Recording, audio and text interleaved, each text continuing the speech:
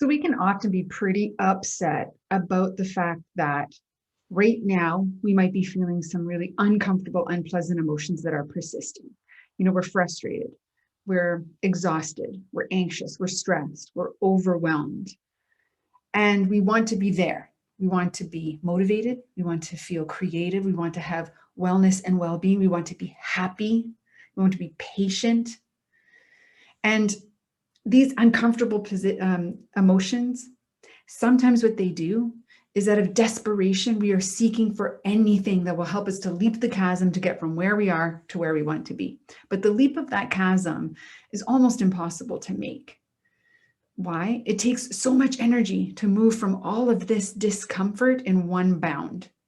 So what do we have to do? We have to develop a host of emotional intelligence skills, first starting with our emotional self-awareness. You see, when we experience an emotion of discomfort, like frustration, and we give our attention to frustration, then what happens is not only do we feel it, we start thinking about it. And as we start thinking about it, our brain starts to remember all moments when we were frustrated. So not only are we thinking about this frustrating moment, but we're thinking about everyone we've ever had. And very quickly, what happens is our whole body is consumed with frustration. All of our thinking is consumed with frustration. So when we give that kind of attention to emotions, especially ones that are persisting, to make this leap from here to over there, where we want to be in feelings of wellness, is like difficult. So first we have to start with disrupting the cycle or the spiral of how our emotions are created. First we feel it, then we give attention to it, then we start thinking about it.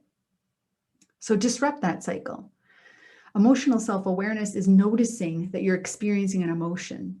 And this comes from paying attention to our body signals, because it's feelings for a reason. We get them in our body. So as you pay attention to how you feel, instead of giving attention to the emotion, stop the spiral by simply pausing. Step out of the emotion for a moment, breathe, feel your body, relax your brain and your energy. And this is just a couple of seconds. And in those couple of seconds, you can start to turn on your IQ and ask the questions, what am I frustrated about? What is contributing to frustration? That is reality and fact, not storytelling. Observable things that are occurring, not stories I'm telling myself about what is occurring. Big difference.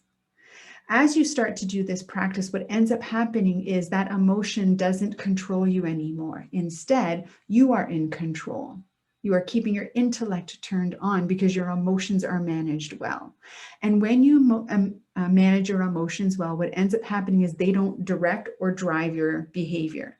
Instead, you get to choose what you want to do. I want to use empathy. I want to use assertiveness. I'm going to do some problem solving. I'm going to strengthen the relationship. So you can play emotions up by giving them attention, or you can play them down by not giving them attention. The choice is up to you. Now, sometimes it can even come down to, at the beginning of the day, decide, what feelings do you want to have today? Pick the ones you want to have and focus on those. Let's see what happens.